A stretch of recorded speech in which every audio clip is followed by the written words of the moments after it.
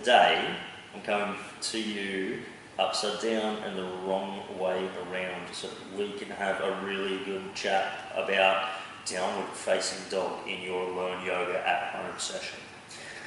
I'm just going to come down out of here for a moment, just before all the blood rushes to my head, so I can have a chat to you about some stuff. Cool? Okay, so one thing that you'll hear me talk about a lot is when our hands are connected to the ground, the way in which we use our hands becomes really important.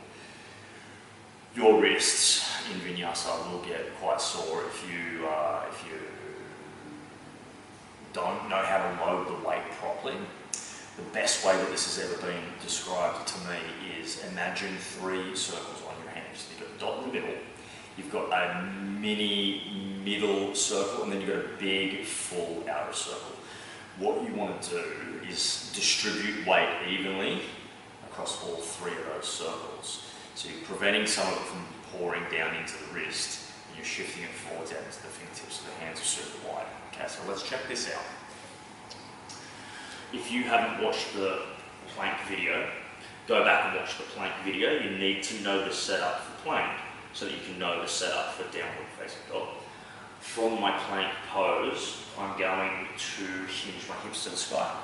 Did you note there that my hands and my feet, they didn't move, right? So the distance for plank pose is the distance for downward facing dog. Now I'm pushing all of this weight into my fingertips and squishing them down into the ground. My fingers are wide, like I'm trying to grab onto a basketball.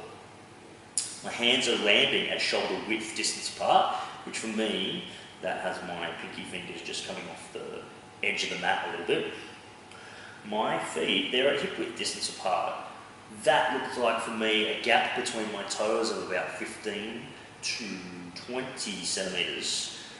Not going to be much wider for many of us. In fact, maybe a bit closer.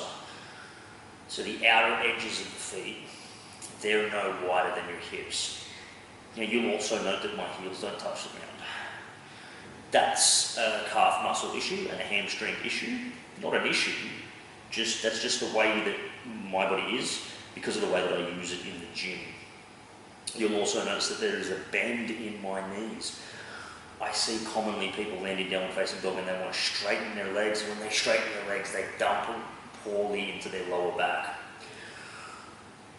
Never feel like you need to lock out your legs. In fact, I'd say preferably you're going to have a little bend in your knees. See it there? Little bend in the knees. Okay.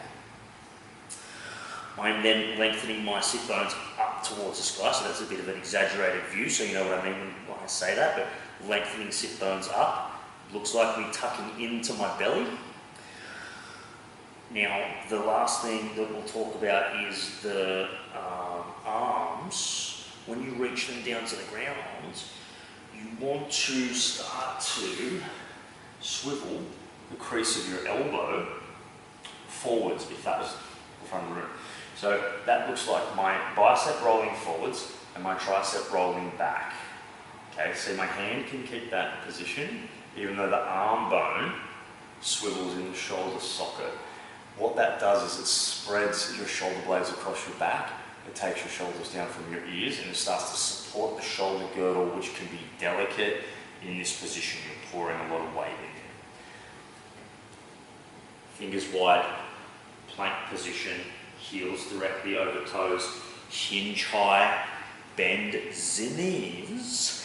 Okay, and then roll the triceps backwards, roll the biceps forwards, broaden the upper back, tuck in through your belly.